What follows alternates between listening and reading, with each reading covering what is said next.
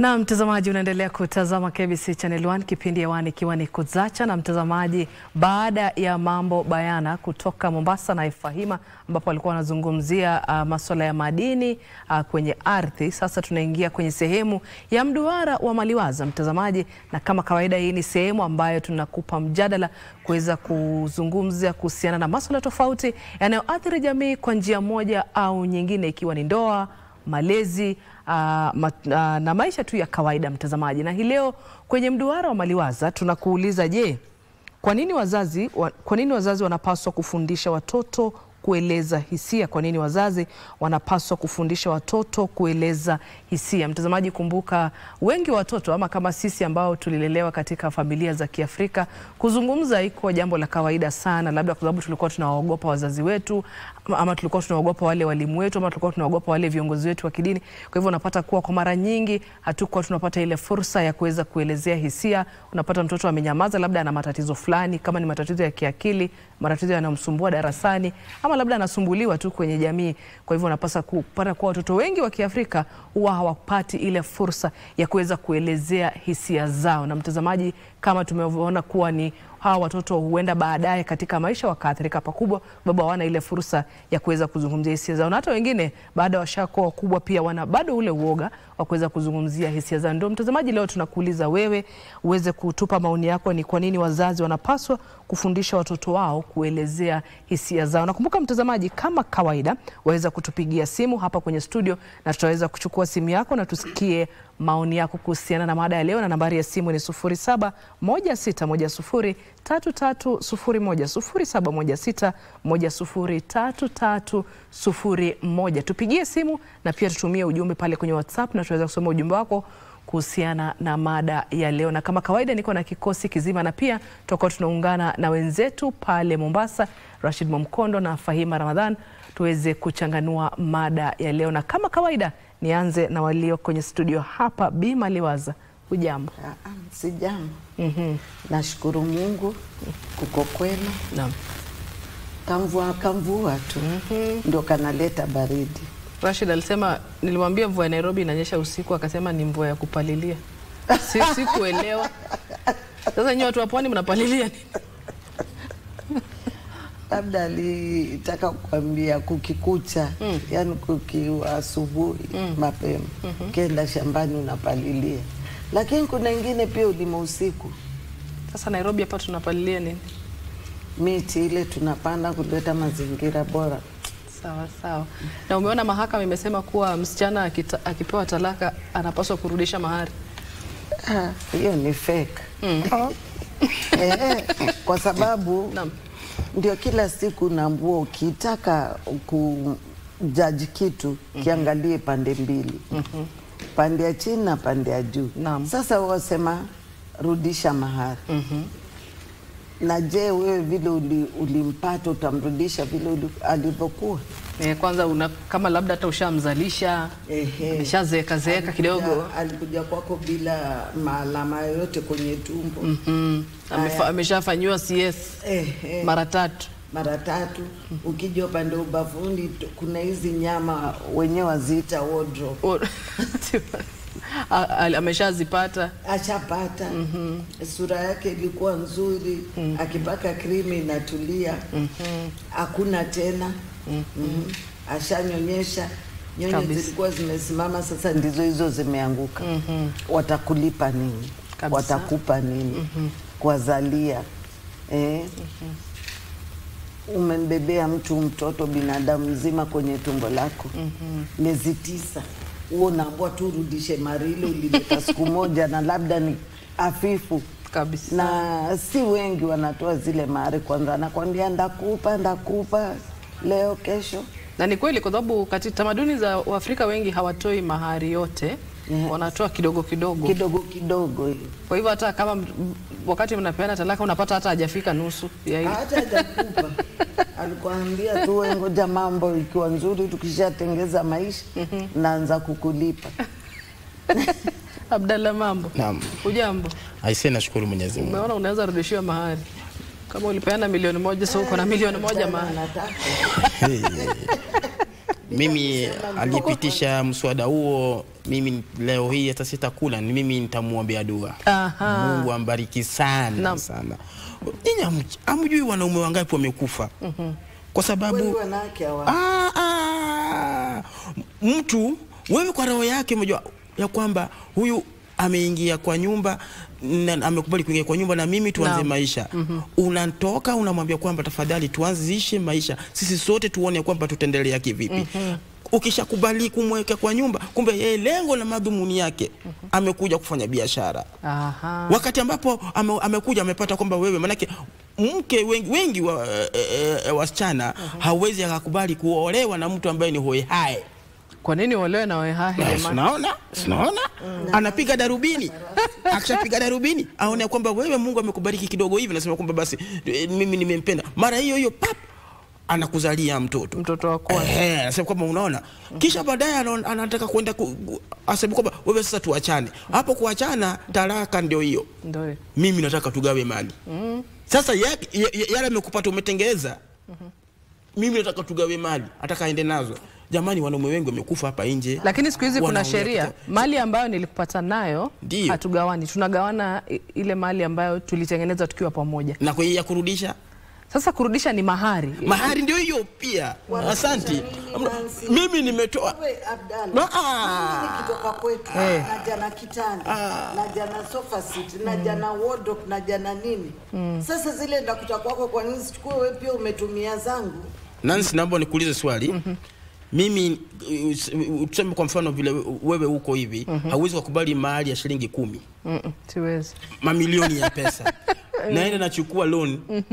Mkopo, saa zingine naweka vitu vyangu rehani ili nipewe hela nipeleke kwenyu. Naam. Hizo hela milioni kadhaa nikipeleka kwenyu nimalize miaka 2, 3, 4, 5. Ni pesa ngapi hizo nitakuwa mimi kama ningekuwa nazo ingenizalishia?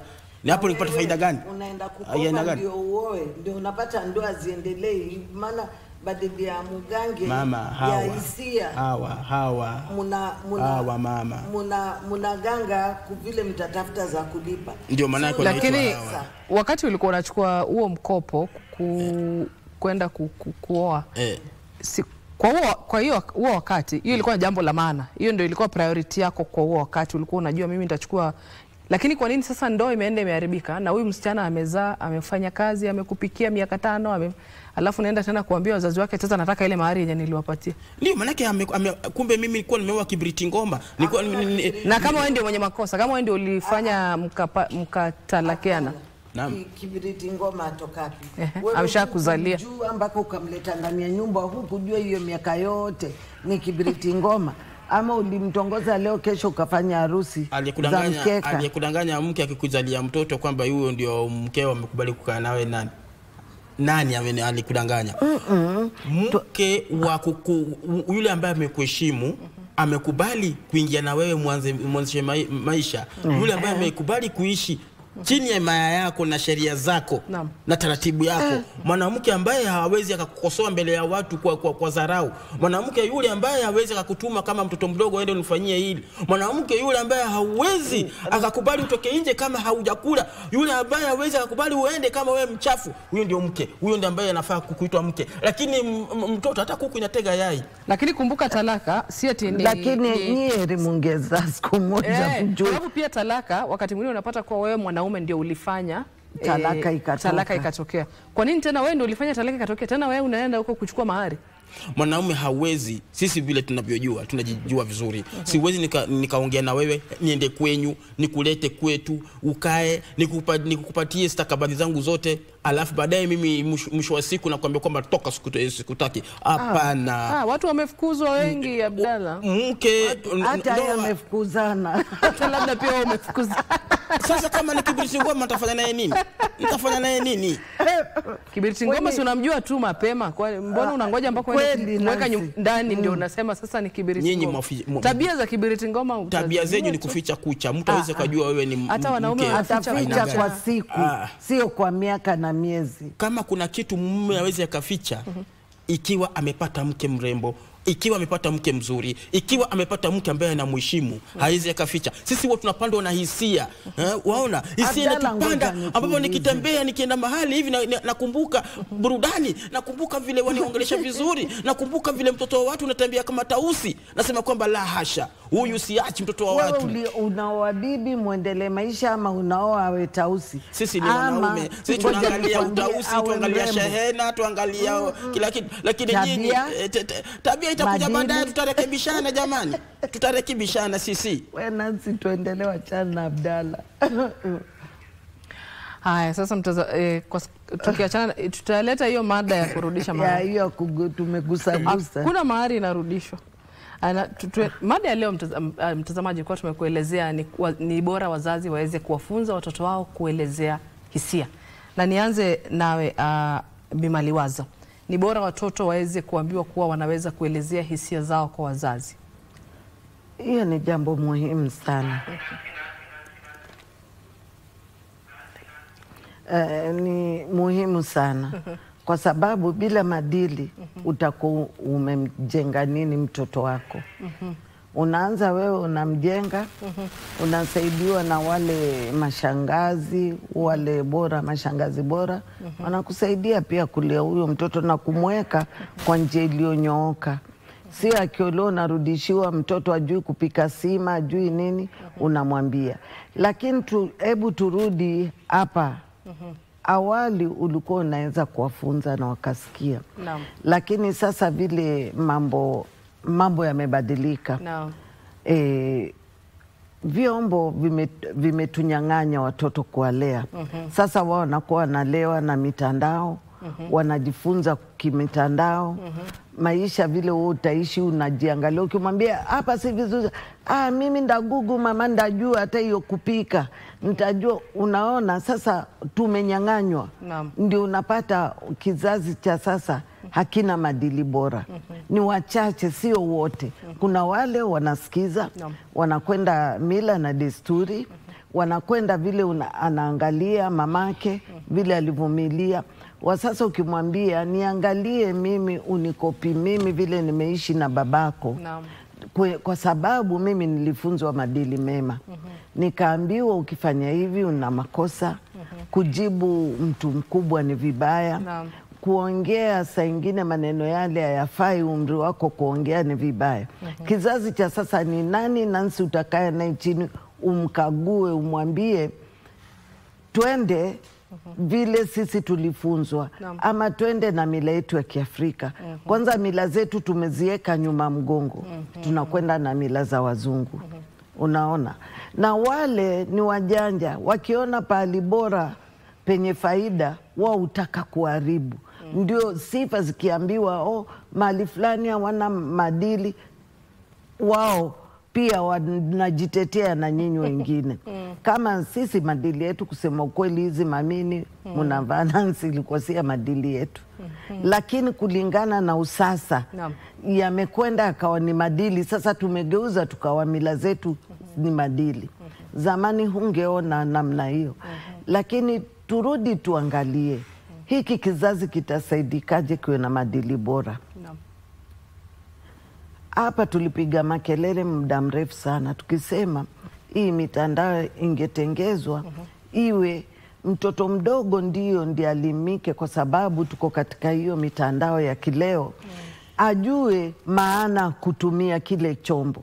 Sisi tulikikumbatia, tukakikumbatia kabisa kabla hatujaelewa kama kitaporomosha kizazi cha sasa ama haribu ndani ya nyumba mpaka wamama na wazee pia imeharibu. Sasa pia sisi tunaiga mfumo wa kileo, ndio unakuta madili imepotoka.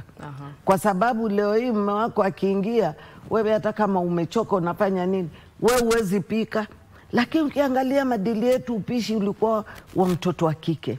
Kama kuna ugonjwa ama kuna tatizo lolote, ndio mume wako angeingia jikoni kukusaidia, ama aitishe dadake. Ilikuwa mila hiyo nyumbani kwao, kuja ama dadako aje akufanzie zile kazi za nyumba.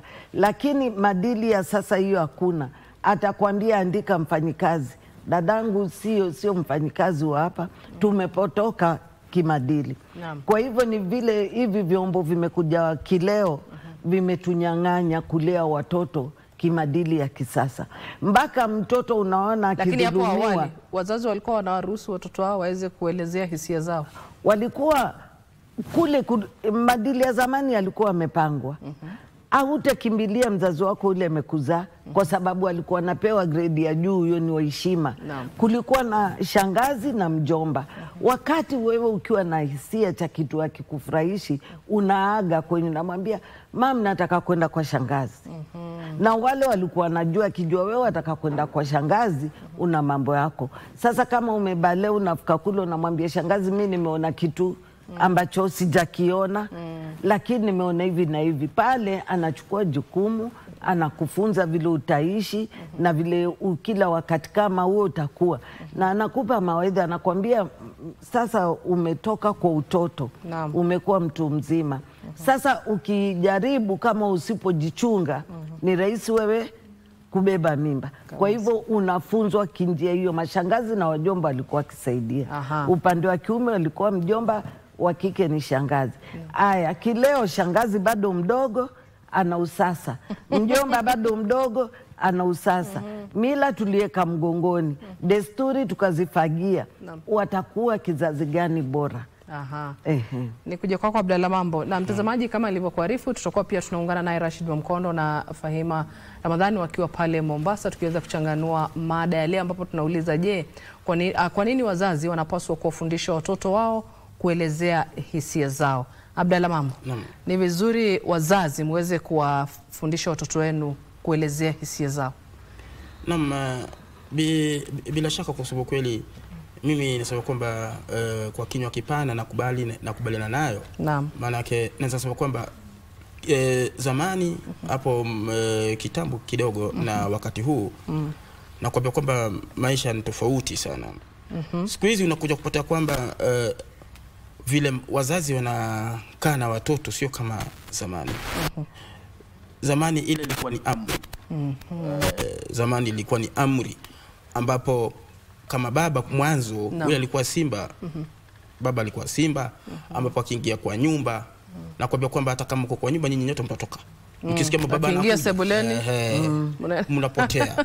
Sasa ungepata kwamba ile nafasi kukaa chini na wazazi muongee ilikuwa ni ngumu sana.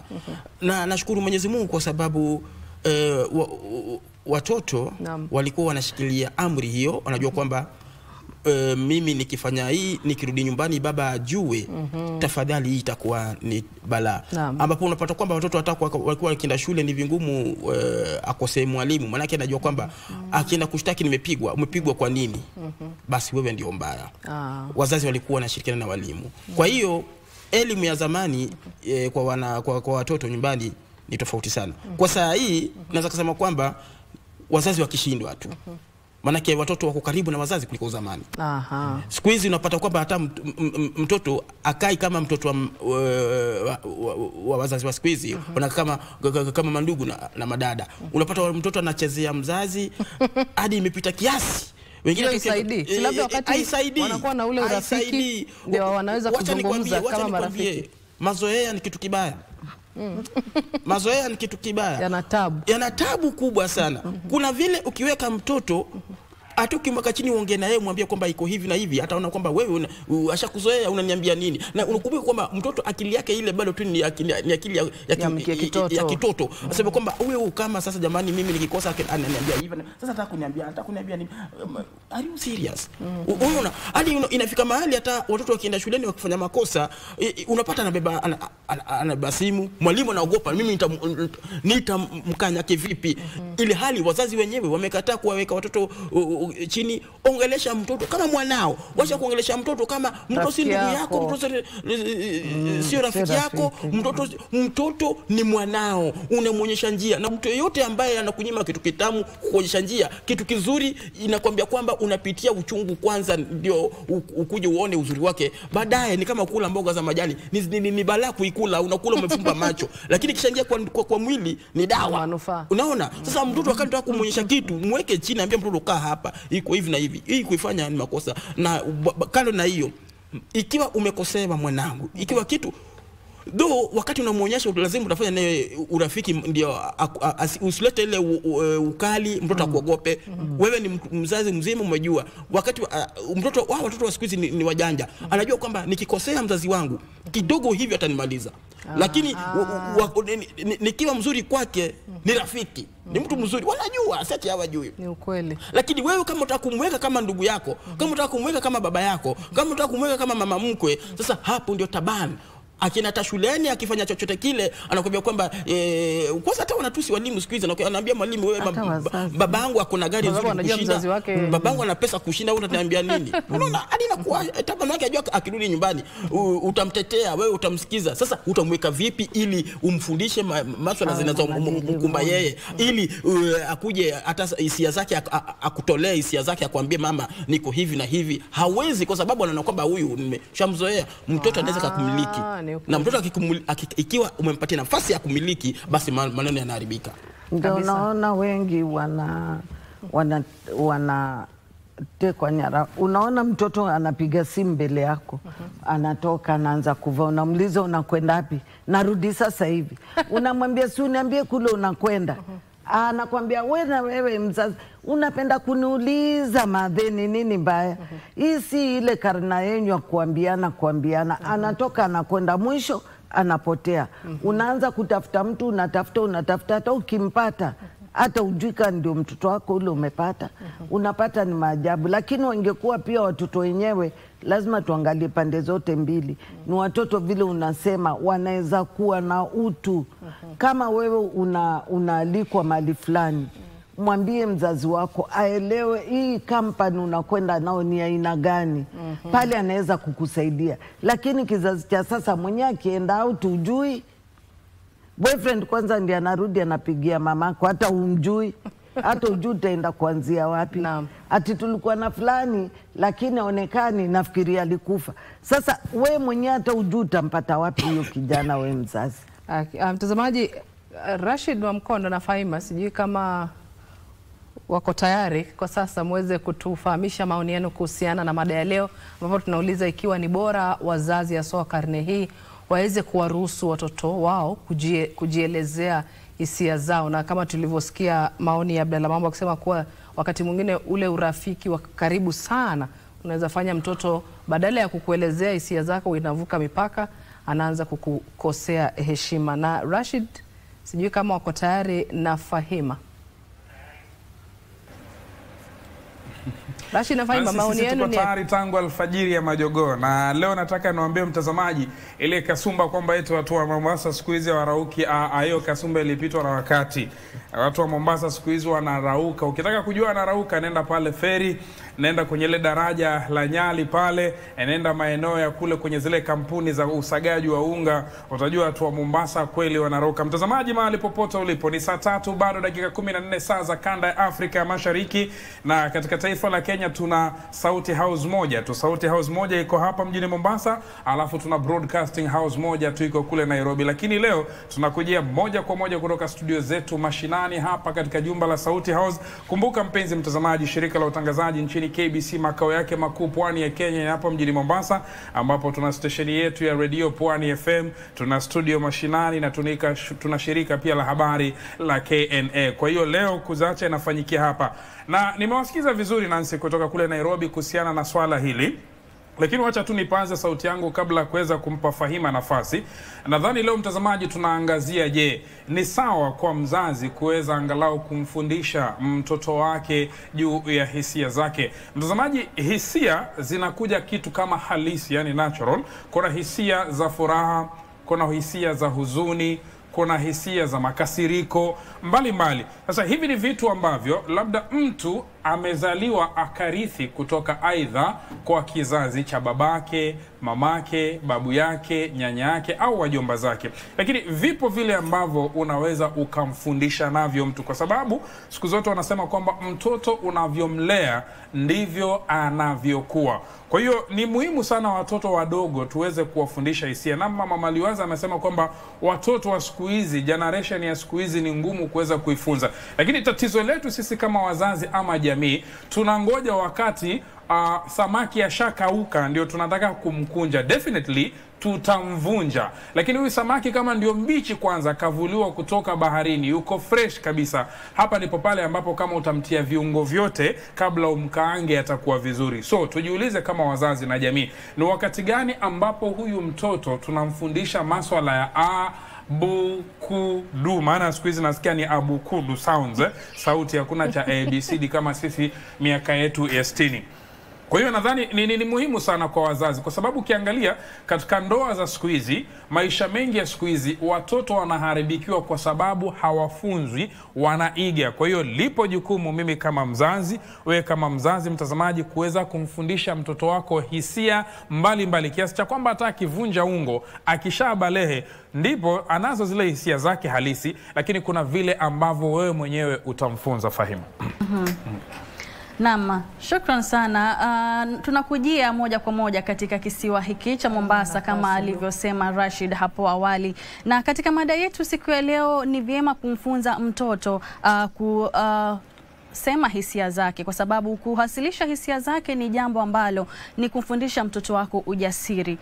Nikisema kwamba naunga mkono mada hii, kwa sababu kufundisha mtoto kujiwasilisha hisia zake katika umri mdogo, haswa katika wakati huu wa likizo, ni muhimu sana kuwa karibu na mtoto wako na kumfundisha kwamba ni vizuri kueleza hisia zako, kwa sababu jambo ambalo linawasibu watoto bila wengi wetu kujua ni kwamba sasa hivi watoto wengi wanaingia katika shida ya tatizo la kiakili, kwa sababu watu wengi wanaona kwamba tatizo hili la kiakili hukumba watu wazima peke yake, lakini asilimia kubwa ya watoto hapa nchini wameonekana kwamba wanakumbwa na tatizo hili la tatizo la afya ya akili, na kwa sababu moja ni kwamba hawapati nafasi ile ya kujiwasilisha hisia zao, kwa sababu wazazi wengi wanaona kwamba mtoto ukishampa chakula, ukishampa mavazi, ukishampa elimu, hilo linatosha, kwamba mtoto yuko sawa. Mtoto akianza kulialia, wewe una shida gani? Unakosea nini? Wewe si unakula, si unaenda shuleni?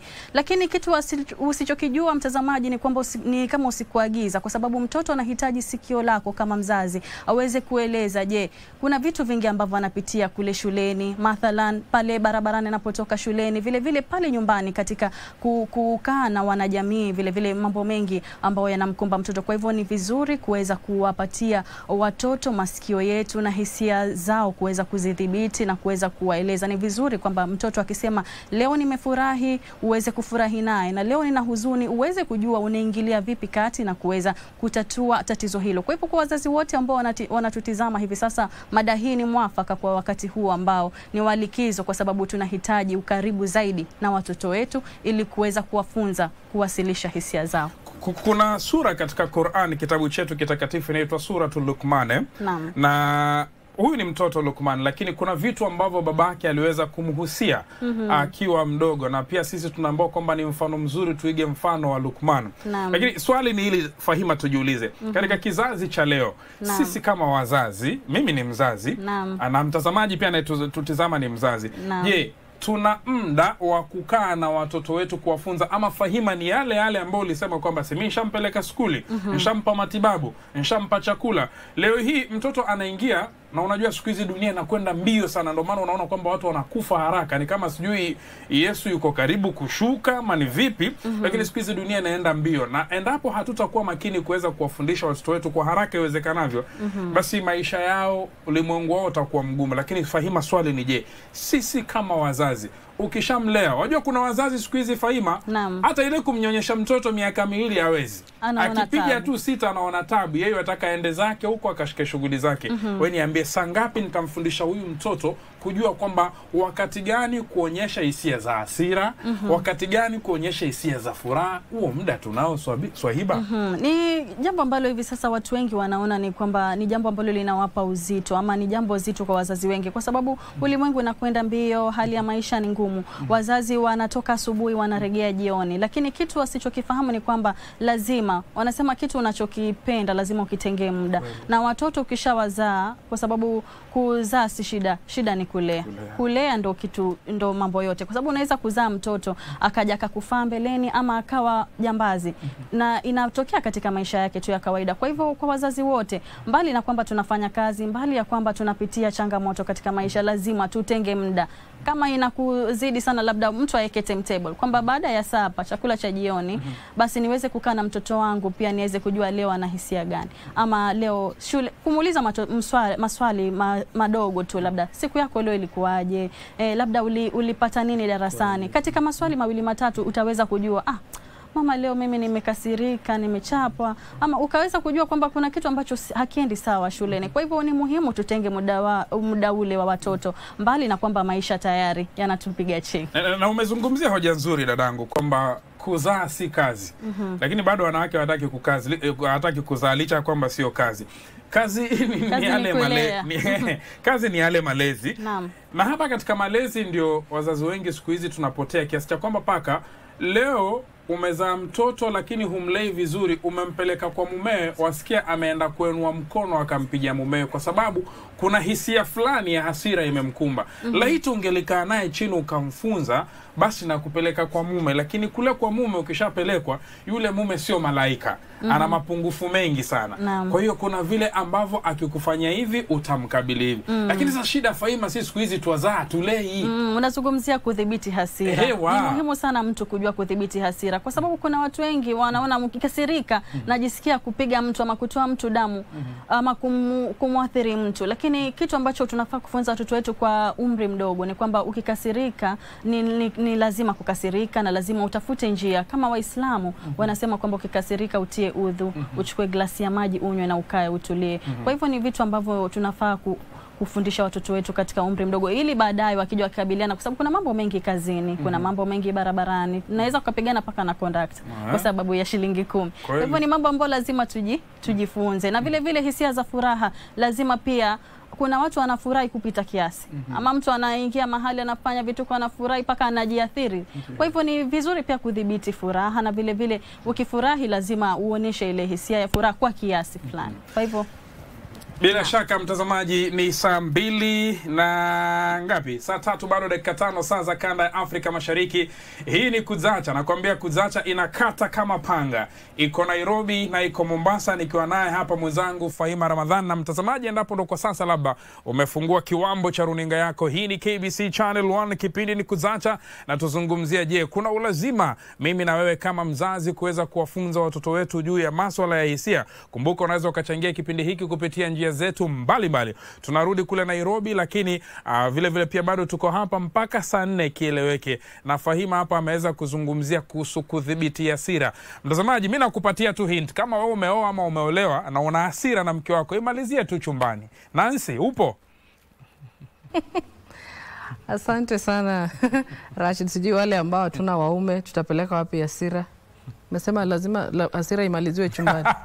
Boyfriend. Tutaleta kazi. Pelekeni kanisani.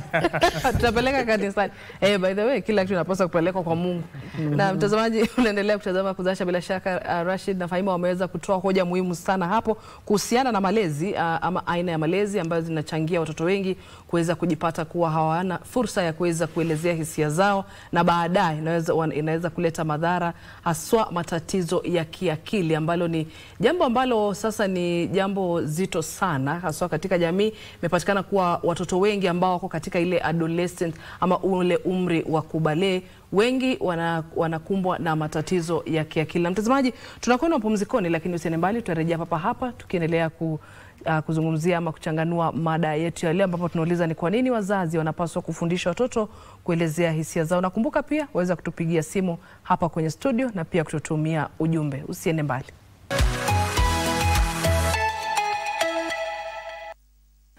Karibu mtazamaji, unaendelea kutazama Kuzacha, na kama nilivyokuarifu hapo awali, waweza kutupigia simu hapa studio kwa nambari ya simu 0716 1033010, 0716 Changia mada yetu ya leo, ambapo tunakuuliza kwa nini wazazi wanapaswa kufundisha watoto wao kuweza kuelezea hisia zao. Na tukisubiri muweze kutupigia simu, nikuje kwako tu Bimaliwaza. Kuna swala ambalo Fahima ameweza kusema kuhusiana na msongo wa mawazo, matatizo ya kiakili.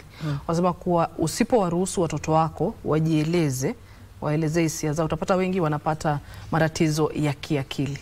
So wanaweza kusaidika kivipi? Unajua, tusiangalie watoto kwanza, tuangalie mpaka wazazi. Wazazi wenyewe hawana hiyo muda. wakiingia wana simu, baba ana simu, mtoto ana simu. Hizo tabia tutarekebishana vipi? Mtoto naye akiingia amekasirika, ukimuuliza ni nini imefanyika, anakuambia sitaki. Wacha hata kama hajafanya yote, anamwambia mama, nataka kukaa peke yangu mahali ni relax. Anakubembeleza, wacha tu niwe peke yangu, nitakwambia baadaye. Hakuna kitu atakwambia. Unaona hapo, kwa sababu hatuoneshi watoto ubaya wa usasa na njia kutumia usasa, ndio turudi yale madili yatuweza funzana. Na mtoto tumchukue kidogo, tumchukue Fadhili kutoka Nakuru. Karibu kwenye Mduara.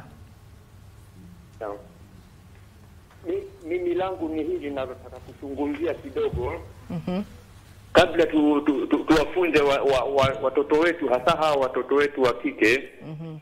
Sisi wenyewe wazazi wa kike tunafaa tuwe na maadili kabla ya kuwapa mafunzo. Maana kidogo utapata hawa wazazi wa kike, hata mavazi yenyewe wanaovalia nyumbani pale ni mavazi ya kiajabu ajabu. Je, utamfunza vipi mwanao maadili ikiwa wewe mwenyewe hali yako ile ile ya kutatanisha? Wakati mwingine utapata huyu mama analeta mpaka waume ndani ya ile nyumba, na watoto wale wanajua kwamba huyu si baba yao, lakini yule mama ameleta mume wa mtu au mpenzi wake. Wanaanza shikania pale, wanashikana pale, na yule mtoto wa kike wale watoto wanawatizama. Je, mtawafunza vipi ikiwa ninyi wenyewe tabia zenu za kiajabu ajabu? Ni hayo tu. Asante. Labda nikuulize mama, kulingana na mchango wa Fadhili, mtindo wa maisha ambao mtu anaishi katika ndoa, ama wewe kama mzazi, unapaswa kweli kuadhiri yale malezi yako na mtoto wako, kuwa lazima utakuwa unampea mtoto hata kama tabia zako ni mbaya kama mzazi? Unajua, tunaanza na wewe mzazi, ndio tutengeze nyumba, na baba pia. Ubaya wanaume wote wanatuelekezea maovu sisi kina mama, na wao pia wanaharibu pia. Wao badilia baba akitoka kazini ajipe muda arudi nyumbani, aje kuuliza watoto, hebu wekeleni vitabu venyu nione mumesoma nini na nini. Unapata baba anakuja saa 8 usiku, watoto walilala, saa ingine hata hawakutani. Unapata baba ametoka akaenda kazini, ama watoto wameenda shuleni, bado baba analala. Unaona pale wanakosa ile ladha ya wazazi kuambia. Sasa wao fundisho lao wanarudi kwa mitandao kujifunza, kwa sababu watu pale kwenye mitandao watawasikiza. Watawasikiza ama ndio wanadanganyana. Manake hakuna kitu kizuri kile kitatengezwa kwenye mitandao. Cha mtandao 3 4 ndio bora, 6 viovu. Ndio nikakwambia pale tuanze sisi wazazi tujue tutarekebishaje hao watoto. Ikiwa wewe mama unatoka kazini, unakuja badala hata ukae uanze kufikiria watoto wakirudi kutakuwa nini, tushauriane nini kitafanyika. Wewe ukiingia ushatupa bagi yako pale, hata auingia hata bedroom ujulie, hata ujajua watoto watakula nini, mzee wangu atakula nini. Umekaa chini umeanza kuchat. Unaona? Mtoto naye akiona mama tabia ni hiyo anaenda. Bwana naye akikuta mama pia ana chat, naye akishatoka bafki na Abdalla ameanza naye kuchat. Unapata nyumba mzima pale hakuna mwelekezi. Kidogo tumpate Kadhini kutoka Thika. Karibu kwenye Mduara. Habari ya asubuhi KBV. Nzuri sana. Kageni. Mimi nimemwona huyu mama Maliwasa nikafurahia juu mimi tulianza kumfuata kitambo tu tukiwa wadogo, wakati kulikuwa na Tina Ujong na wengine, na hivyo vipindi zao pia zilikuwa na mawaidha tu kama ya leo. Na hata mimi nikikumbuka hiyo mawaidha yao moja nyingi sasa huwa zinanisaidia katika maisha. Sasa nikikumbuka hata wakati huo tulikuwa tunatumia VK kufungua radio peke yake, hiyo ilikuwa ni ruhusa ya baba. Na hata hiyo babu, na leo hii mimi naona kwangu hata radio ama TV hata imeharibiwa ama imegongwa. Kwa hivyo mnaongea vizuri. Na ukikumbuka pia Biblia inasema mtoto asimkwe kiboko mbali, mlisema sijui katiba, sijui haki ya watoto. Sasa hiyo kitu inatuchanganya. Yaani hayo tu, asante na muendelee namna hiyo. Asante. Asante. Unasikia bwana ameongea vizuri. Akasema pia redio zile enzi ulikuwa ukifungulia unapata mawaidha. Ukifungulia TV na kujenga ina mawaidha. Siku hizi unaambiwa kuanzia saa 4 usiku, saa 6 vipindi vya watu wazima. Hawa watoto wakiingia ndani ya room zao kulala, hiyo masaa wamelala Nancy. Tuambiane ukweli bila kuficha. Lakini sasa jukumu ni lako mzazi kuhakikisha kuwa mtoto wako umeweza kuzungumza naye. Utaingia ndani ya chumba umwone amelala. Wewe ukitoka tu kishaingia kwenye chumba chako, ye mwenyewe anajituma. Kitu kile tunaweza kusema, tupingane na huu sasa. Mama ashike laini yake, baba ashike laini yake. Tutakuwa bora. Wewe kuna watoto wanakwenda shuleni, hakuna siku hata moja mzazi wa kiume mkwenda shuleni. Baadhi ya waume wengine kwenda shuleni kujua mtoto wake anafanya nini. Yote imetelekezwa kwa mama. Kama mama atachelewa kwa sababu wa kupika, atamwambia jirani, nichukulie kitabu cha mtoto shuleni, ambao ukienda pale shuleni mkiwa pale na mwalimu utajua mtoto kwa nini ametoka nje ya madili. Anaweza kuambia siku hizi kuna nini nyumbani, mtoto naona akifunzwa ashiki, kwani kuna matatizo gani pale nyumbani. Pale mtaambiana. Unaona pia hiyo imenyima nafasi ile ya kupatia watoto mwelekeo bora. Aya, watoto wenyewe wale nao wanapata wazazi wanang'ang'ana katika mwelekeo bora, ndio hao. Ukimwambia msivae hizi nguo fupi, nguo zinavaliwa na wakati wake. Sasa ile kwa sababu lazima uvae, ukienda kutembea vaa hivyo. Lakini ukiwa hapa nyumbani kuna babako, kuna watu wazima. Jifunze kuvaa vile uko hapa ndani ya nyumba. Anakuambia mama, hiyo ni ya enzi zenyu na hiyo wakati ulipitwa. Ndio imekuwa ni vigumu sana kwa usasa sasa kizazi cha sasa kuwaelekeza na kuambia. Na wao pia kwa sababu wanajua nikimwambia baba kitendo fulani kimenitendekea ama mama nitapigwa kwa sababu aliniuliza hii siku unakwenda wapi. Nimeenda bahati mbaya kufika kule na marafiki nini, unaka boyfriend kako kasha kupiga warudi nyumbani na black. Unashindwa utaanzia wapi? Kwa hivyo wazazi wameweka uoga kwa watoto, kwa maana watoto hawawezi kujielezea. Hapo nimekuelewa. Nikuje kwako Abdalla Mambo. Kuna swala ambalo Fahima alikuwa amesema kuwa wazazi wa siku hizi wanawaambia watoto wao nishakupea malazi, chakula, mambo mengine hayo mimi sijihusishi nayo. Ningependa kusikia maoni yako kuhusiana na huo mtindo wa malezi, kusema kuwa nimekupea chakula, nimekupea nyumba, sasa hii mambo mengine ya vile wewe unahisi hainihusu. Sio kwamba wazazi wa siku hizi peke yake. Hata wazazi wa zamani walikuwa wanakuambia umekula, umevaa, basi umepata mahali pa kulala, utosheka jinsi ulivyo. Uko sawa. Uko sawa. Na nitarejelea pale jinsi nilivyosema ya kwamba wazazi wa siku hizi afadhali sio kama wazazi wa zamani. Maana utapata kwamba mtoto anacheza na mama yake, mtoto anacheza na baba yake, hadi unaangalia. Hata siku hizi mimi hongera kwa wanaume. Unapata mwanaume kwa barabara amebeba mtoto anapeleka shule, anapeleka daycare. Kwa huyo mtazamaji hata amesema kitambo aungeguza TV. Unaambiwa ni ya baba. Ilikuwa inafundikwa na kitambaa. Na unaona walikuwa na nidhamu. Walikuwa na nidhamu. Sasa utakuja kupata kwamba vile alivyosema dada Fahima ya kwamba wazazi wa siku hizi ati jinsi wanavyosema kwamba nimekupatia chakula, malazi, kila kitu. Inafaa pia tuangalie kitu kimoja katika maisha ya kisasa. Uchumi ya leo sio ya jana. Mimi nakwambia ukweli, tunaelekea mahali ambapo kazi moja haitatosheleza kulea familia. Sasa wazazi wanakuwa busy sana, ambapo baba akitoka saa 10 anarudi usiku.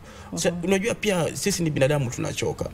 Ile kitu cha kwanza ambayo Fahima ni muumini, mjomba Rashid muumini, sisi ni waumini, tunaamini Mwenyezi Mungu. Jambo la muhimu ni kuchukua familia na kuweka mkononi ya Mwenyezi Mungu, tusaidie. Pili, sisi kama binadamu Mungu alitupatia kama walezi. Unaanzia hapo. Unatafuta muda kidogo tu, hata kama ni simu mahali huko, watoto washafika nyumbani, fuatilizia wakiwa hata nyumbani. Hebu unapiga simu, niongee na fulani. Na vipi bana? Manake Mungu ametuwezesha hizi vitu tu zipo, hizi vidubwashi ni simu vya mkono vipo, hata ukiwa ngambo utaongea na utawasiliana nao, video call utawaona. Unaweza kupatia mawaidha moja kwa moja hapa. Uchukue tu muda wako hata kama ni dakika 30 ama risali moja peke yake. Kuongea na wao na kuona nini. Hiyo maneno ya busara unawapatia. Ulimi ina nguvu. Mwambie kwamba ninaona ujasiri ndani yako, naona ushindi ndani yako. Msione kwamba niko na watafutia wanangu. Wafanye wajue ya kwamba wewe kutokuwa kwao na wao karibu ni kutafuta. Waona? Muulize shule muendelea aje? Nani anakukosea shuleni? Maana utakuja kwamba mada ya leo sana sana ni kuhusu ya kwamba kufundisha watoto kuhusu hisia. Waona? Sasa unawauliza kwamba wanaficha hisia. Wanaficha zile hisia zao. Mama, mbona wewe kwanza, maana watoto wa kike unajua ni wasununu. Kutoka utotoni kuzaliwa ni wasununu tu. Mama, mbona wewe ukuli? Nasikia kwamba wewe unapenda kukulia na dadi nani amekuambia? Unaona, mfanye awe mchangamfu na nini, leta story karibu. Sasa ongea na yeye sasa. Mwambie kwamba ikiwa wewe ni msununu, ujue kwamba utaenda kwa shetani. Story kama hizo kwa tunaambiwa sisi. Mwambie Mungu apendi mtu msununu. Naam. Changamka mama, kama una shida ambia mama yako. Kama mama yako unamuogopa, njoo uniambie mwenyewe, nikipiga simu kuwa free, nieleze. Sasa hapo ukishamweka mtoto free hivyo, atakuja kujua kwamba babangu ako karibu na mimi, yeye uniambia hivi na hivi. Mimi Nancy nakwambia kwamba hauwezi kuwa karibu na mtoto ikiwa wewe umeweza kumpeleka shule chekechea, unapeleka hadi shuleni. Wazazi wa siku hizi wanaume wanabadilisha hadi na hapo umejua kubadilisha na hapo mtoto na kulea mtoto kukumlisha. Sasa kidogo tumpate Peter kutoka Kaimosi. Karibu kwenye mduara. Simu yake imekatika. Na pia mtazamaji Rashid na Fahima, sijui kama wako tayari waweze kuchangia mada yetu ya leo, lakini Abdalla Mambo, ulikuwa unamalizia hoja kusema kuwa wanaume wa siku hizi angalau wanajaribu. Maana unapata hadi wanaosha wale watoto, anajua kwamba mama akiwa kazini anaweza baki na mtoto, anamuosha ule mtoto. Ni jambo la busara. Lakini zamani hata kama chakula kinaungua kwa jiko, baba angeamka aende. Kwanza utakuja ni ashakupatia kofi. Ulikuwa unaachia nani akupikie? Na yeye amekaa hapo. Na amekaa hapo, yuko hapo. Waona? Walikuwa simba sana. Lakini siku hizi tuwashukuru Mungu, tuona tofauti. Sasa ile cha msingi ambacho naweza kusema ya kwamba ni kukaa nao chini hao watoto hata dakika moja. Ambia Mungu kwamba jambo tu kwamba Mwenyezi Mungu au umenipatia ya kwamba mimi niwalinde, niwachunge. Na kila mara unawapatia jambo la busara. Mwambia kwamba unajua kwamba usipokuwa hivi katika maisha utaniangusha mami. Jaribu uwe mtu ambaye anategemewa katika maisha. Dunia ni mzima. Wewe utabeba dunia mzima mama. Tafadhali mtoto anakuwa na ile akili ya ujasiri ya kwamba baba yangu ananitakia mema na baba yangu ananiambia hii, lazima mimi nisimwangushe. Mambo kama hayo tu atajifungua mwenyewe, atakuja kuambia. Lakini ukiwa simba kwake kama zamani, je, hawa watoto wangekuwa kama wazazi wetu wa zamani wangekuwa vipi? Hilo ndio swali. Lakini tulitoboa, tulikana usimba wao tukatoboa. Sasa kwa hii tuko karibu na wao, watatoboa. Mbona wazidi kuwa wasununu? Zamani mtoto akijinyonga ni jambo la laana, hata wanashangaa kuna nini tambiko inafanywa. Hata mko nasikia hakuna kama sasa kujinyonga ni kama siku hizi unapata mtoto wa darasa la 7, mtoto wa darasa la 5 atamejinyonga. Mwingine analia ya kwamba my girlfriend wamenifanya my boyfriend, anakuja na mtoto kwa nyumba na kuisha my boyfriend, my girlfriend.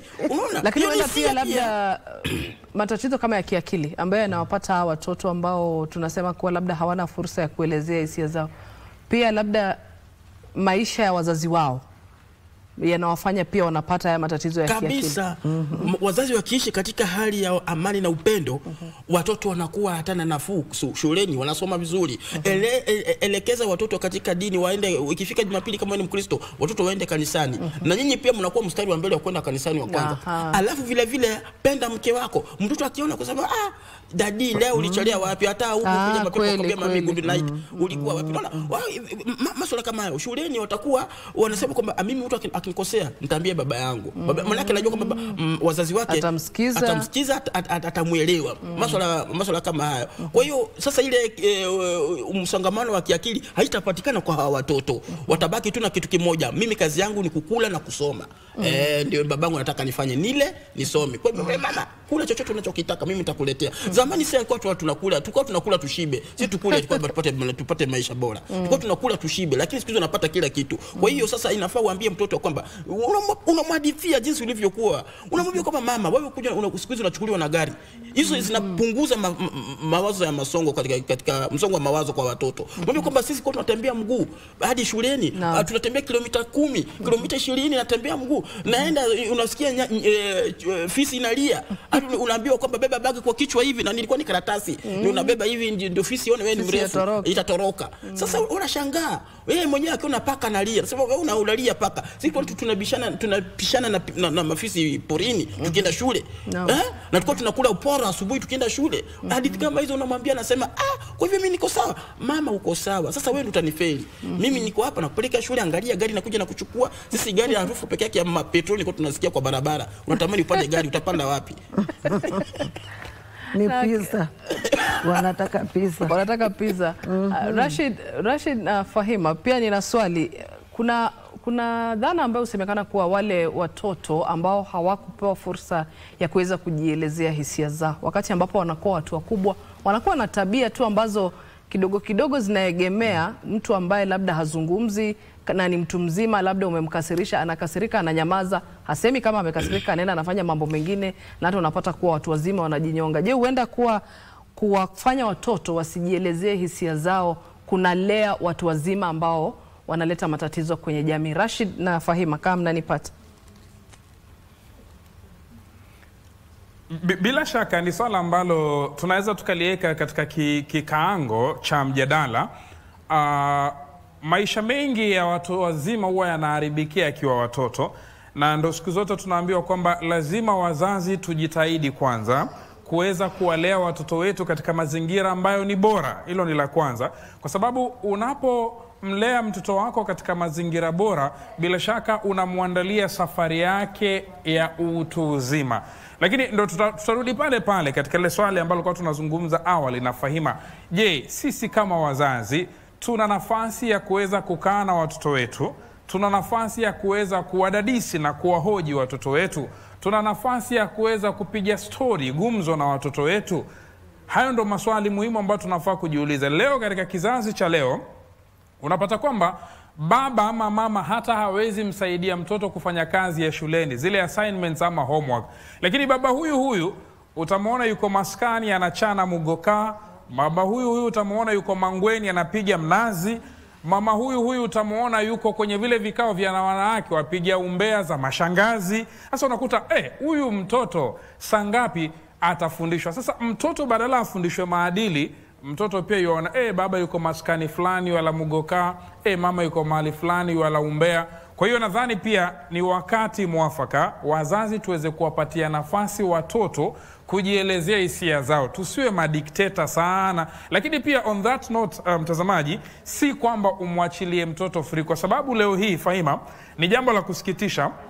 Utaona mtoto yazungumza sawa na mama yake, mtoto yazungumza sawa na baba yake, na wakati mwingine hata anaweza kumwaibisha mbele ya watu. Kwa hiyo pia lazima kuwe na mipaka. Lakini nakubaliana na Nancy, sisi wazazi tunapowafungia watoto wetu kuelezea hisia zao, tunawajengea maisha mabaya. Hapa ndipo pale ambapo wazungu wametushinda, kwa sababu mzungu acha mtoto, mzungu hata mbwa na paka yumpa nafasi ajieleze.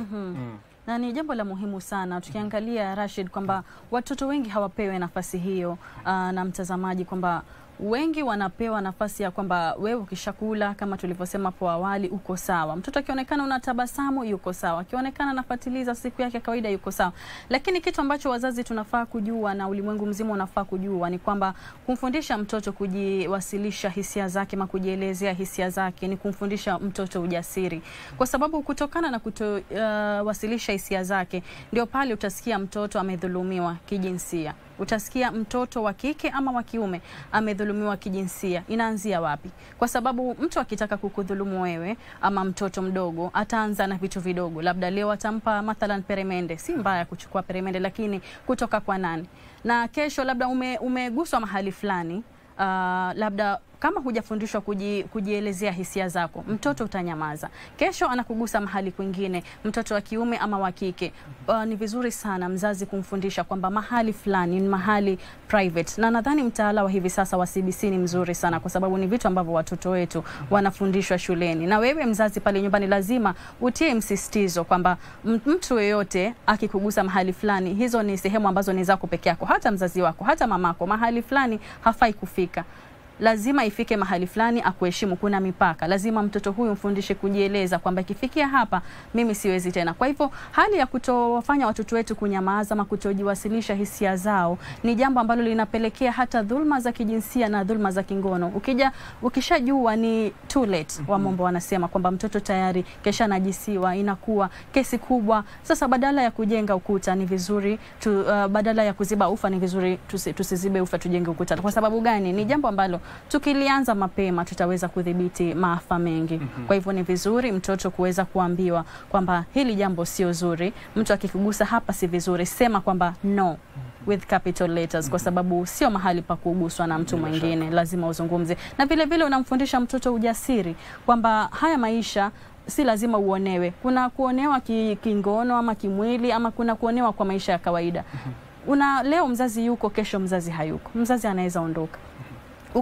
Ukadhulumiwa hata nyumba ya mzazi wako, ukadhulumiwa mali ya wazazi wako, kwa sababu wazazi wale waliondoka, hawakukufundisha jinsi ya kujitetea, hawakufundisha jinsi ya kujiwasilisha hisia zako, ama kuwasilisha kwamba hili ni makosa na hili si sawa. Kwa hivyo ni muhimu sana, kwa sababu unapoondoka ulimwenguni, hatusemi kwamba sote tutaendelea kubaki. Mtoto wako kule unapomwacha, sio elimu pekee, mpaka rasilimali ya kujiamini na kujifundisha kwamba hiki ni changu, hiki si changu, hiki si sawa, hiki ni sawa, kwamba aweze kupata labda haki zake za kimsingi, haki zake za mali. Ni mambo ambayo yanakuja katika jambo hilo. Rashid, wengi tumeona kwamba wamekufa wazazi wao na wamedhulumiwa kila kitu, mashamba. Unalionaje?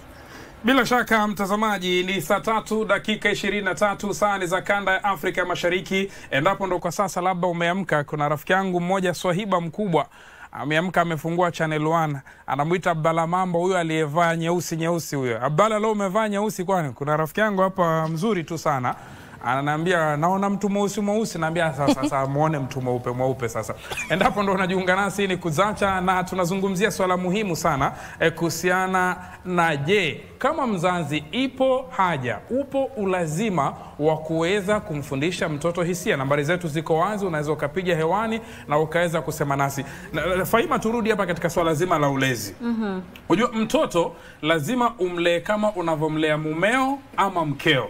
Na maanisha nini? Mke wako lazima umpatie attention. Naam. Mke wako lazima umpatie time. Na mke wako lazima umpatie mapenzi. Naam. Sasa tujiulize, watoto wetu tunawapatia attention? Watoto wetu tunawapatia time? Watoto wetu tunawapatia mapenzi? Hivi vitu vitatu tukivikusanya pamoja, ukimpatia huyu mtoto attention, ndipo pale ambapo sasa utakuwa unamfundisha kuhusu ni jinsi gani anaweza kujiexpress yeye mwenyewe on various occasions ama on various events. Kwamba kama ulivyosema Fahima, kuna watoto wengi sana wanadhulumiwa, lakini wana ule unyanyapaa wa kuweza kusema, nikisema nitachapwa. Kesha zoea akizungumza anapigwa ama anachapwa. Kama alivyosema Abdalla, zamani ukigusa redio tu ulikuwa ni balaa, ukigusa TV tu ni balaa. Kwa hiyo nadhani Fahima pia upo wakati sasa tuweze kuwafundisha watoto, tuwapatie, mwache mtoto ajiexpress. Leo umetoka madrasa, hebu nieleze events zote za madrasa siku nzima zimekuaje.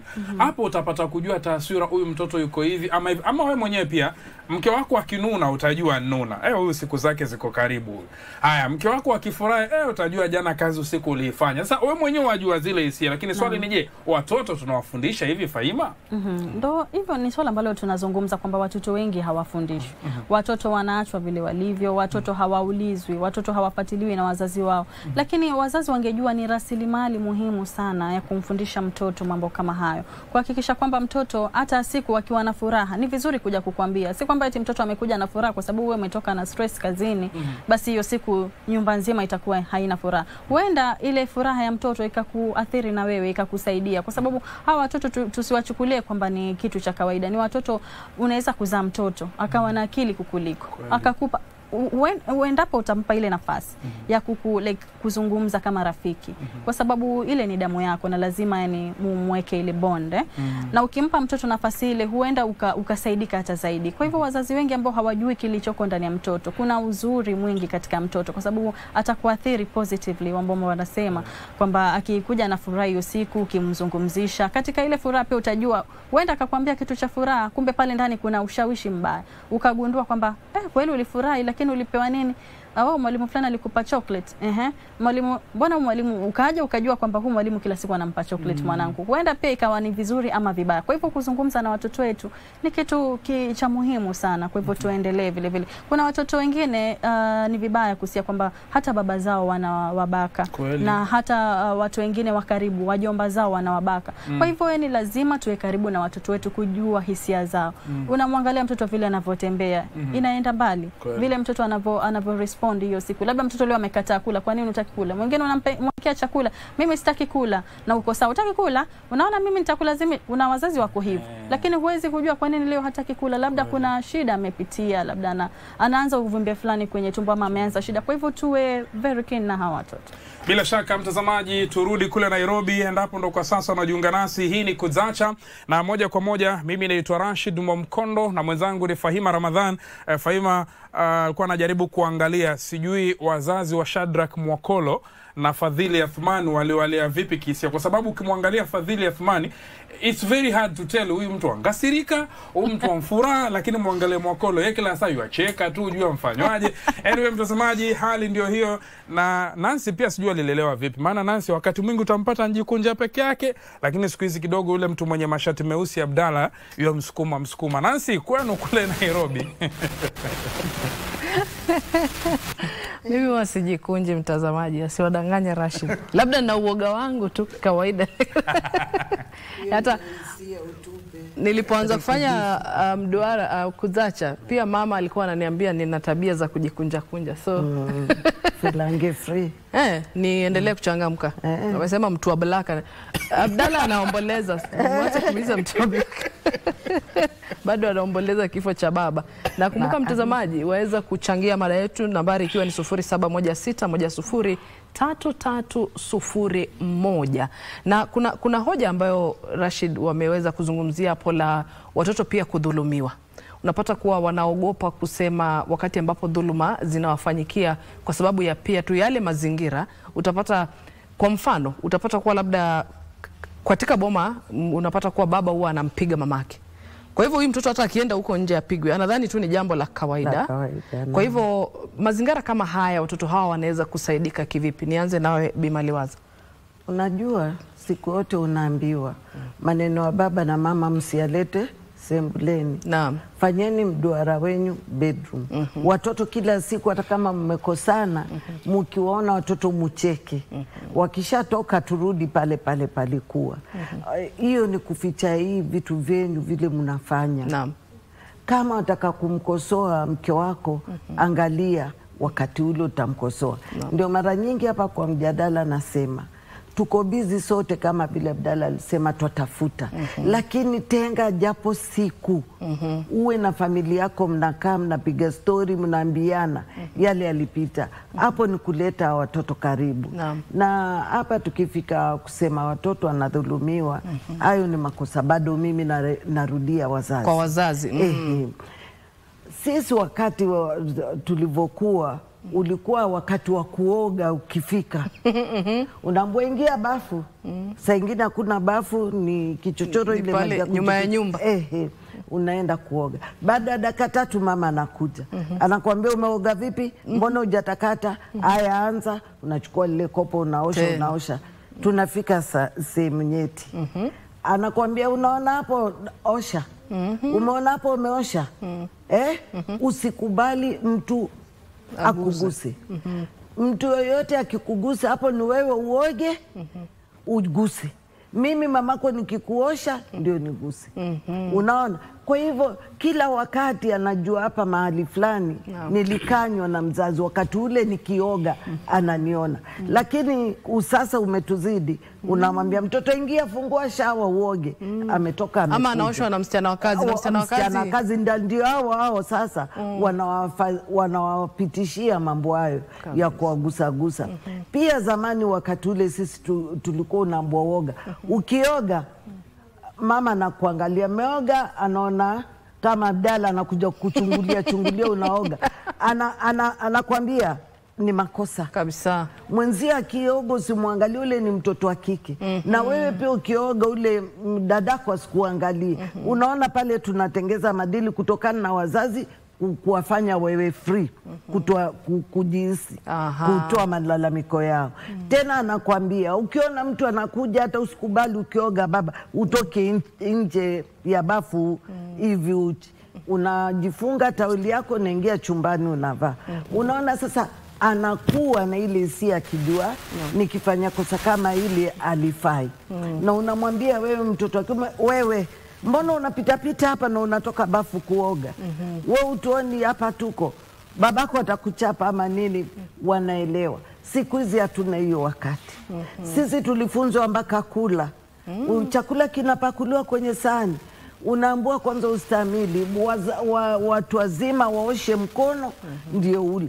Na ukila hata kama umeshiba ndio uwe na madili mema ya mezani. Wewe usioshe mkono.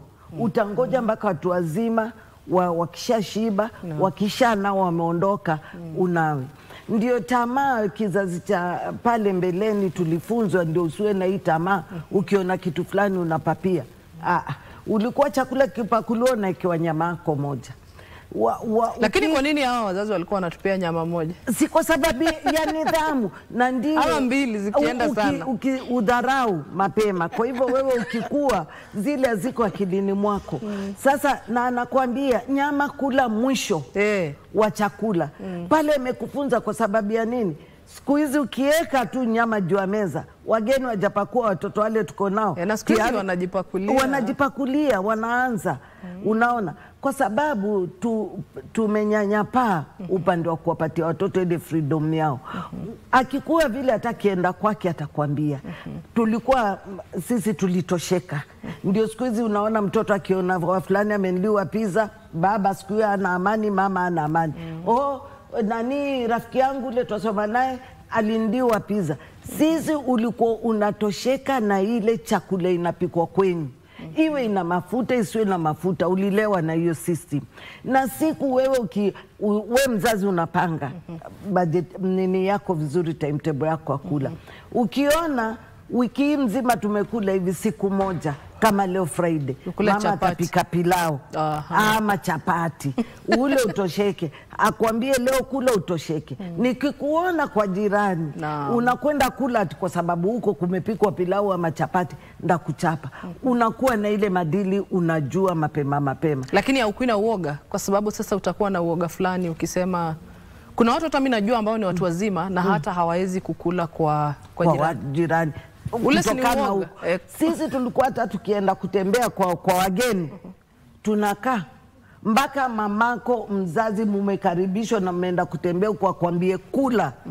Ndio unakula ndio utakula. Na tena zamani walikuwa wakiongea na macho. Nansi ulikuwa kiangaliwa hivi ukasema nimeshiba na hujashiba, hilo jicho linakuonesha jaribu ile hiyo chakula. Kulikuwa na malezi tofauti, na kwa hivyo wale walielewa. Na sasa kwa husasa ni lazima tuende na wao vile wako, lakini sisi wazazi tuwe na wao bega kwa bega. Tenga siku yako ya kuja mkae, mzee yuko huko, mzee zungumza na vijana, mama zungumze na wasichana. Wengine anakuambia wa sasa mbio nina boyfriend. Ana miaka 12 sasa hivi. Sisi ulikuwa kikaa mama na rafiki mwalike nyumbani kwenyu, mwalike. Na sasa hizo lazima ukue una miaka fulani, sio miaka fulani. Hata wa shuleni hata wako kwa hizo habari. Hii maneno imekuja sasa, hiyo walela. Anakuja tunasoma na huyu mama nini. Kwanza anaulizwa umeomba ruhusa kwenyu? Ukasema unakuja wapi? Hapa. Basi mnakula pamoja, anatoka nako. sindikiza, natema hii mate, sindikiza rafiki yako afiki hapo. Ukija hii mate imekauka utajua hiki ni nini. Kwa sababu wazazi walikuwa karibu na watoto na kuambia watoto na walikuwa wachoki. Saa hii tuna kazi shughuli nyingi sana. Na watoto pia wana shughuli nyingi sana. Lini watatoa hisia zao kwetu na lini watapata funzo bora. Ukiwaambia hivyo anakuambia, ukimwambia mimi nitakuitia somo yuko kwa mtandao. Ndio hata nataka acha nikuje kwako Abdalla Mambo kuhusiana na hilo swala la mtandao. Je, ni bora pia wakati mwingine wazazi wakiona wameshindwa kuwazungumzia, sababu watoto wa siku hizi pia wana sijui nitakiita tu kiburi fulani. Utapata tu mtoto akishafika ule umri wa kubale ashakuwa adui wa mzazi wake, hata kama mzazi wake si mbaya, anakuwa tu na uadui fulani. Kwa hivyo bila sababu ni bora wazazi waweze kutafuta wataalam, waweze kuzungumza na watoto, labda hao watoto watatoa hisia zao kwa hao wataalam kuliko waende kuzungumza kwenye mtandao ama kutafuta. Bila shaka tunaelekea hapo, manake inchi za uzunguni wacha hata kuna watu hiyo ndio kazi wanafanya, ambapo unapata kwamba ikifika wakati mwingine analikwa, hata si mtoto hajabaleka, mtoto bado ni mchanga. Unapata kwamba sasa mama ameshikwa na ile hasira, mama ameshikwa hasira, amechanganyikiwa na umwe na kichwa kwa sababu ya watoto wake. Watoto hapo wanalia, watoto hapo wataki kumsikia, akimwambia mtoto na mtusi. Sasa wanaita mtu kama huyo kuja kuongelesha hawa watoto na nini. Na tofauti ya wazungu na sisi ni kitu kimoja. Mzungu atakiwa mchanga, kusikia kwake na kuelewa kwake ni vitu viwili tofauti. Lakini sasa hapa Afrika mtoto kama amezaliwa kichwa ngumu, yeye ni kichwa ngumu. Kuelewa kwake ni ngumu. Mtoto kusema mtoto wa Kiafrika ni ngumu, ni tofauti na mzungu. Mimi nakwambia ukweli.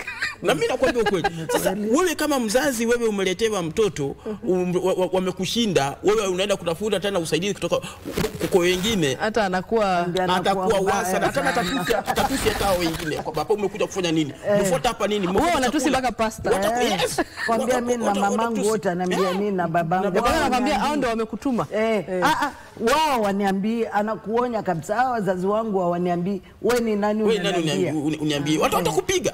Sasa ile kitu inatakikana jinsi alivyosema mjomba Rashid ya kwamba samaki mkunje angali mbichi. Ni ukweli kabisa. Huyo mtoto akiwa bado ni mchanga, usikubali huyu mtoto aje akushinde nguvu. Vile unamleta karibu, unaona kwamba mtoto bado ni mchanga, unamnyoa kiduku, mimi nampatia nafasi mtoto na afuge rasta, mtoto wacha toboe masikio. Daddy, how is you? Who is beating you? Who is doing this? Daddy, this is chocolate. Unampatia, anaangalia, anakuwa. Wakati atakuwa mkubwa sasa, umeona ameanza kukusinya, unamwambia kwamba you gonna see. Na kwamba hizo magona si wewe ndio utagona si wewe mwenyewe. Manake ulishamweka akakudhibiti kama mzazi. Sasa hauwezi ukamkunja. What's wrong? This is my girlfriend, this is my star. Unaona mama sona kama haya sasa inakuwa imevuka mpaka, utalia wewe mwenyewe. Mtoto kaangali mchanga, akifanya makosa mkodolee macho. Mwambie na wewe nitakupiga. Mimi hautanipeleka kaburini mapema. Lakini hautamwekea uoga kwa sababu sasa ashajua sio uoga. Suluhu ya mambo katika wema wenu ni kupigana. Sikiza nikwambie, wacha nikae kitako vizuri ndio unielewe. Na tena nikae wima. Mimi nakwambia hivi. Ile sauti unatumia wakati ambapo sio kila mara unakuwa na hiyo sauti. Wakati mwingine anajua kwamba huyu nikimkosea, mtoto ni mjanja. Unaweza kwa hapo sukari, anakuangalia mwanzo ndio alambe hiyo sukari. Aone kwamba hii sukari nikilamba kila mara ni makosa. Akiona kwamba ufanye chochote ataimwaga hata kwa meza, anafanya nayo nini. Ukimwambia nini atakupiga, atakurushia hiyo sukari. Maana umemzoesha hivyo wewe mwenyewe. Lakini ikiwa ameenda kulamba sukari, hiyo mkono nitakupiga. Hiyo nini unafanya usidambe sukari, utaona anarudi nyuma. Kama ni moto itakuchoma wewe. Atajua mama unaona ajaanza kuongea. Sasa wakati anavyokuwa unamweleza hizo maneno na hizo ishara, anajua kwamba mamangu ni mkali, babangu ni mkali, lakini ni wazuri kwangu, ananipenda. Sasa hata kuna zingine utakuwa unamwambia kwamba fanya hivi, mwenyewe anafanya, anafuata. Asante. Wacha tumchukue Milka. Karibu kwenye mduara wa Maliwaza. Hello. Hello Milka kutoka Machakos. Karibu na kwenye mada. wasalimu nyote katika jina la Yesu mkiwa hapo KBC na waona vizuri sana. Tumesalimika. Amina. Sasa kuna ngapi mnawasha kubwa sana. Aha. Wakati ule umepata mtoto. Mtoto vile utamlea akiwa mdogo ndivyo atakuwa.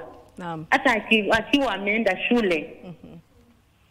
Anajua mama anataka hivi na anataka vile. Naam.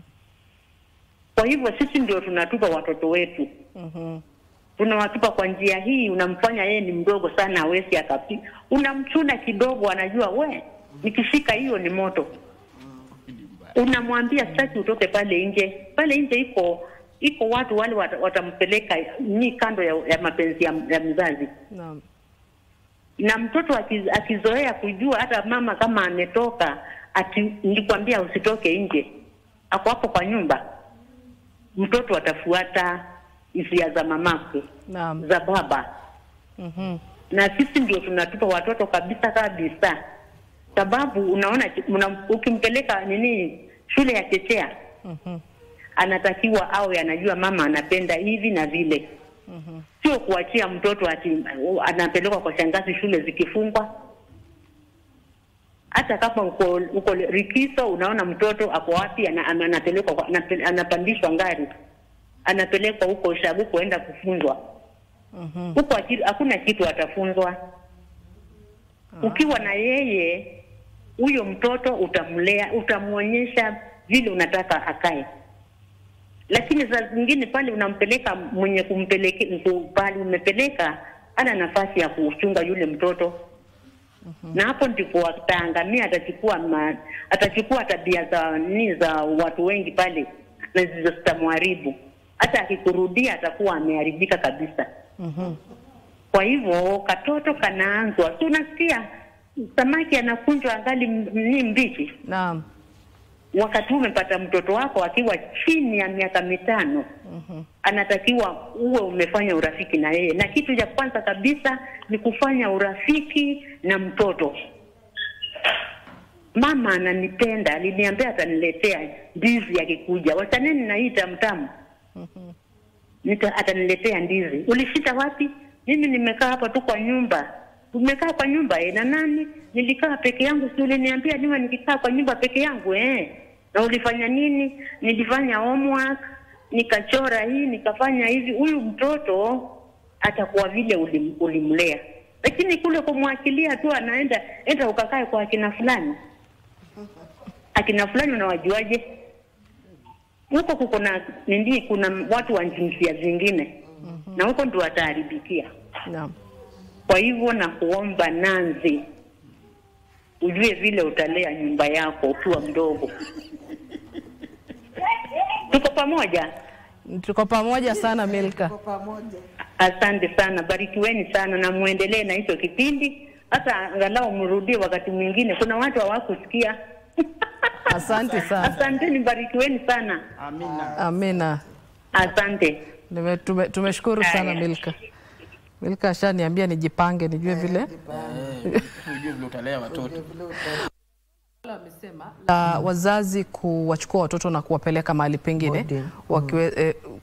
Pia kuna hilo swala la boarding, wakifunga kwa shangazi, kwa nyanya.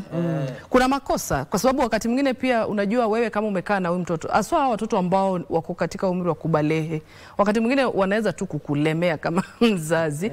Kwa hivyo kuna makosa kusema kuwa huyu labda nikimpeleka kwa nyanya yake kila likizo ataweza, kwa sababu wewe kwa sababu nyanya yake ni mzazi wako.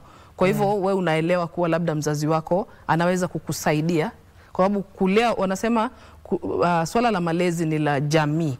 Wakati mwingine wewe kama mzazi unaweza lemewa, si jamii nzima. Lakini tunasema mtoto analelewa na village. na wa zamani ulikuwa tu utapigwa na mtu umjui, si ndio? Sasa lakini sasa wewe village yako saizi ni shangazi wa mtoto, nyanya ya mtoto. Sasa kama alivyosema Milka, sisi wenyewe tuna akili vile amesema. Kule kwingine atakwenda anaweza haribika. Angalia ni kwa shangazi watoto wake amelea vipi. Aha. Unaona watoto wake wana madili gani. Unaona ndio unaweza mpeleka mahali kama pale. Kabla hujaendelea na hiyo hoja, wacha kwanza tumchukue Richard. Richard kutoka Narok, karibu kwenye Mduara.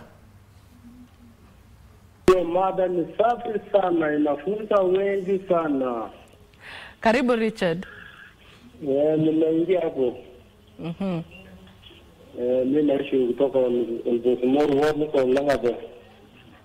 Aha, maoni yako ni yapi kuhusiana na hili swala la watoto kufunzwa kujieleza? Hiyo swali kwa watoto ni safi sana. Unafunza kwanza, wamama ndio wanachangia mambo mingi kwa jikoni. Inachangia mambo mingi kwa jikoni. Inafaa sasa wamama waongelesha wasichana safi sana, alafu abadili maadili ya watoto. Naam. Mimi naangalia moja kwa moja kutoka wakati mlianza. Asante sana. Haya. Sijui kama nimempata vizuri, anasema kuwa swala la malezi ni la kina mama waongee na wasichana wao vizuri sana. Lakini pia watoto wa kiume pia kwanza ukiangalia zile statistics, watoto ambao wanajitoa uhai hata ni watoto wa kiume mara mingi. Watoto wa kiume, wajua sisi wanaume ni watu wa kunyamaza, sio watu wa kuongea, ni watu wa kunyamaza. Lakini mtoto wa kike wakati amebalehe hivi ni msumbufu kuliko mtoto wa kiume.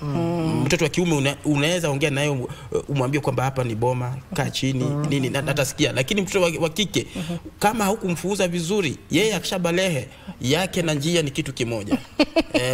Na hata akiamua analala nje, atalala nje. Atalala nje. Na ukija kumuuliza anasema kwamba kwani wewe ndio utanioa? Wako hivyo. Kama hukumfunza atakujibu, maana yake hukumfunza. Lakini hadi saa zingine unapata kwamba mtoto wa kiume yeye anachukua nafasi ya sasa ya kudhibu mdogo wake wa kike. Anasema kwamba mbona unajibu wazazi hivyo? Mtoto wa kike wakati anabalehe anaongeza na ile usununu waliokuwa nayo. Waona sasa na kujibu sasa anavyotaka. Leo akiamka ako na furaha, kesho yeye ni ajielewe. Ako dunia yake. Anaweza kujibu jinsi, ama akiamua ni kunyamaza. Na siku hizi vile Mungu amewabariki wako na rooms zao, yeye atoki kule na simu kila mara na earphones kwa masikio, inakuwa balaa. Taban bin taban. Wacha nimpe mama dakika moja uweze kumalizia ile hoja ya kuwapeleka watoto kwenye kwenye familia kabla tuende Mombasa, ili na kisha baadaye mtazamaji tuweze kupata maoni ya watu barabarani ambao tuliweza kuwauliza kuhusiana na mada hii ya leo, tuweze kusikia maoni yao. Bi Maliwaza. Mimi ningesema ule mama amekuja vizuri sana. Naam. Kule unaweza kuwa unapeleka watoto ni kubaya kabisa. Kwa hivyo lazima atatoka kule ana jambo moja atabeba, lazima atabeba. Kwa hivyo ubora unaangalia watoto unapeleka kwa nani. Hata kwa dadako, unajua sijui dunia sasa ina kiburi namna gani. Utapata dadako mwenye pia kufurahia maisha yako. Ana wivu tu. Ana wivu tu. Unapata shangazi anaona ungemrekebisha mtoto wake ataolewa na wangu wako nyumbani. Atakuwa. Kwa hivyo inakuwa wakati huu ni wewe mzazi ujue na baba ni nini tutafanya kwa hichi kizazi ama uzazi wetu uwe barabara vile uko. Kwa sababu unapomfunza akiwa mapema ndio pia unampatia mwanzo mwema wa kuishi kwake vizuri. Na ajue kuishi na watu. Lakini mama akiwa ni waombea, mtoto atabeba umbea. Wewe una saa kukaa chini kumweleza mtoto uko kuombea. Baba naye akiwa ni wa maskani, mtoto wanaye wa kiume ataiga. Ama ana hasira. Unapata pia mtoto wa kiume anakuwa na hasira. Ama baba ule hafunguki nafsi yake. Mtoto akimjia karibu, nenda kwa mamako. Na yeye pia ajue ana nafasi ya kuchangia katika uzazi. Manake pia ni baba. Na mara nyingi tunasema wababa wanaponguruma ndani ya nyumba, watoto wanafata. Ndio wanaogopa. Na wamama ndio tutasema uzazi wa sasa tutarekebishaje. Tuanze sisi wazazi, tumalizie kwa watoto. Aya, Rashid na Fahima, kama mnanipata, na swali kuhusiana na zile tabia za watoto wakati ambapo wanajielezea zile hisia zao. Kwa nini unapata kuwa watoto wa kiume mara nyingi ndio hawaoni haja ya hata ya kuelezea hisia zao, na ukiangalia takwimu zimeonyesha kuwa watoto wengi ambao hata wanajitoa uhai ni watoto wa kiume? Huenda tatizo likawa ni lipi, Rashid? wajua kuna kile kitu ambacho watu wamekieka kwamba mtoto wa kiume anafaa kuvumilia dhorubu, mtoto wa kiume anafaa kurushiwa mawe na ayakinge. Hapana, mtoto wa kiume ukirushiwa jua lishike liregeshe mahali liliporushwa. Sasa hiyo ndio tatizo kubwa, ambapo unakuta watoto wengi wa kiume anahisi mimi nikienda nikijieleza nitaambiwa siweni mwanamume, una nguvu, unafaa uvumilie. Na wakati mwingine watu wanakosa kuelewa kwamba hata wanaume tuna nafsi, tuna mioyo, hatuna mawe, tunaumia. Na unakuta kwamba watoto wa kiume wengi aidha wanakufa katika ukimya, ama mtu anajichukulia hatua ambayo si ya sawa, aidha anwe sumu, ajinyonge, akajirusha pale kwenye kivuko cha Likoni Ferry, vitu kama hivyo. Kwa hiyo Nancy, naweza sema kwamba kitu ambacho kimechangia sana ni ile dhana kwamba mtoto wa kiume hastahiki kulialia, hastahiki kuonyesha kwamba umeumia. Hapana, mimi nikiumia lazima niseme. Lakini yote tisa, naona muda unakwenda na tuna jumla ya dakika kidogo tu tuweze kumalizia. Mtazamaji, kama tulivyokuambia na kama alivyosema Nancy, ni kwamba vile vile pia tumekusanya maoni kule barabarani, watu katika jamii wanasemaje kuhusiana na swala hili. Na kabla tumalize, utapata kusikia hisia za wale ambao waliojua wanasemaje tofauti na wale ambao wamezungumza. Nancy Milka hapa amekuja na hoja nzuri na akakupatia tahadhari, lakini mwambie mimi nitakulinda Nancy, wewe usijali. Wewe hata ukipata mtoto, mimi mbaba watoto niko, kwa hiyo usijali. Mtazamaji, sije ukafikiria Rashid na Nancy wamvalishwa pete. Ni kipindi tu, sawa sawa. Lakini Fahima, kuna hili swala ambalo Nancy ameweza kulizungumzia kwamba watoto wa kiume sana sana huwa tunakufa in silence. Sijui tutalitatua lini ili tatizo la boy child. Ni jambo ambalo limekuwa likienea nchi nzima ama dunia nzima, kwamba mtoto wa kiume hafai kulia ama hafai kujielezea. Kama ulivyosema, unaambiwa wewe si ni mwanamume usilie. Mtoto wa kiume akianza kulia watu wanaweza kumcheka, na inakuwa ni kama ni jambo labda la tisha. Sasa kwa sababu ya kitu hicho kinafanya watoto wa kiume hawawezi kujielezea, ambao ni jambo baya, kwa sababu watoto wa kiume pia ni watoto, and it's okay to cry. Ni sawa kutoa emotions za kila mtu, na mtoto ni mtoto hata kama ni mvulana. Kwa hivyo hili jambo tukiendelea kulisisitiza kwamba mtoto wa kiume ni kukomaa, mtoto wa kiume ni kukaa strong, ni jambo ambalo linaumiza watoto wengi, na vile vile hata watu wazima. Utapata wanaume wengi wakiwa watu wazima pia wanashindwa kujielezea hisia zao, kwa sababu huenda unyanyasaji uko pale ndani ya nyumba ama katika ndoa, mwanamke anampiga mwanamume. Yanatokea, lakini mwanamume anashindwa kuelezea kwa sababu ni aibu, ni jambo la aibu. Unapata kesi inakuwa kubwa mpaka mwanamume saa nyingine anakatwa sehemu zake na vile vile anauliwa. Kwa hivyo ni jambo ambalo nchi nzima wanafaa kubadilisha mtazamo wake ili kuweza kumpatia nafasi mtoto yule wa kiume. Na katika jambo lile tukirudi katika mada kwamba ni vizuri kwa mtoto kuwasilisha hisia zake, mimi naweza sema katika wakati wa kumalizia kipindi hiki kwamba katika kumpatia mtoto fursa ya kuweza kuwasilisha hisia zake, kuna hisia nzuri na hisia mbaya.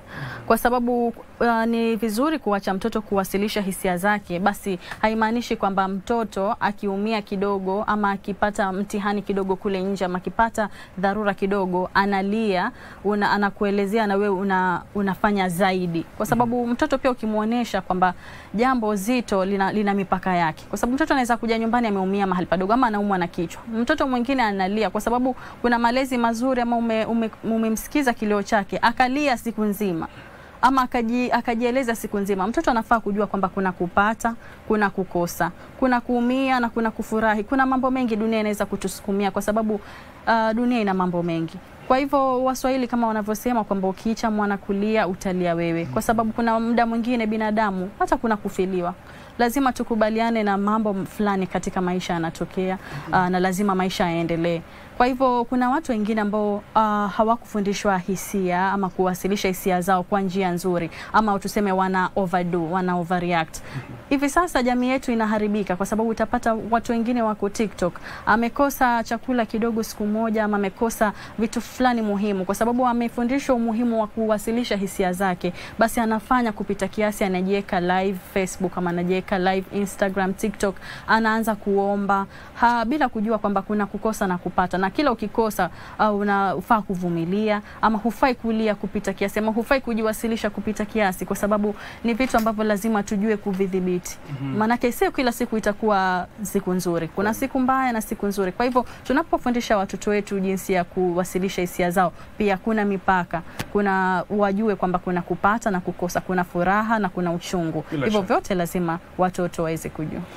Bila shaka mtazamaji, ni saa 4 bado dakika 5. Hatungependa kuendelea zaidi, ila Fahima ametaja methali moja kwamba ukicha mwana kulia siku zote utalia wewe, na mimi naongeza ya pili, siku zote asiyefunzwa na mamae basi hufunzwa na ulimwengu. Kwa hiyo ni sisi wazazi tuwafunze watoto, sije tukaja tukalia sisi, na watoto mnaofunzwa wasikilizeni wazazi wenu. Kinyume chake mtakubali kufunzwa na dunia itawaharibia. Mtazamaji, sisi hapa Mombasa hatuna la ziada. Asanteni sana kwa wewe ambao umefanya kipindi hichi kuwa burudani kabisa. Sisi tunakomea hapa kwa sasa. Mimi naitwa Rashid Momkondo. Fahima Ramadhan. Moja kwa moja tunakuregesha kwake dereva mwenyekiti Nancy Onyancha. Na asante sana Rashid Momkondo, na bila shaka mtazamaji tumebakisha dakika chache tu tuweze kufunga kipindi.